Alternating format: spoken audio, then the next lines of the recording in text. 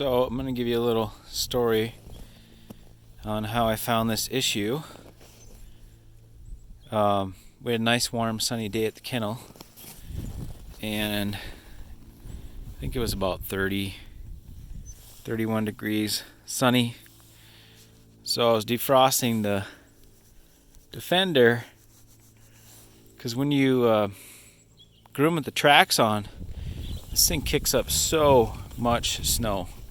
It's unbelievable how much snow gets kicked up. This entire bed back here will fill up with snow. You're going to get snow in the cab. If you don't have doors, I'm definitely putting doors on this thing. I've had the cab almost full up to the seat with snow.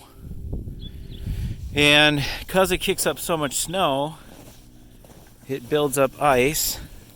So I spun it around, stuck the rear end in the sun, and was chipping away at the ice here. You can see all the ice chunks that have come off.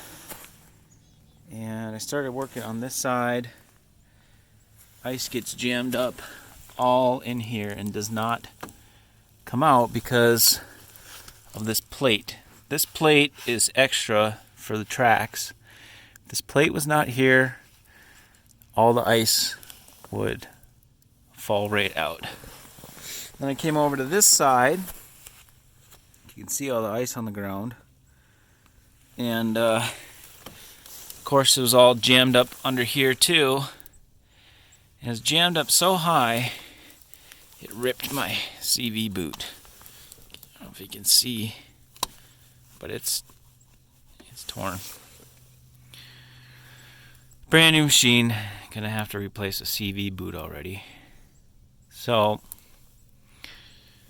word from the wise is after you're done grooming, after you're done using the machine, if you don't have a heated garage to defrost everything, get under here and chip away and get that ice out of there.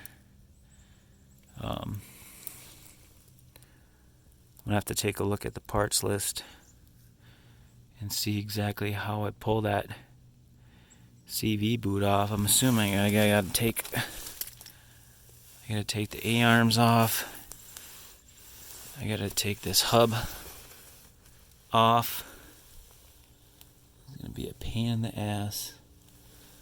Change that damn CV boot. Learn the hard way.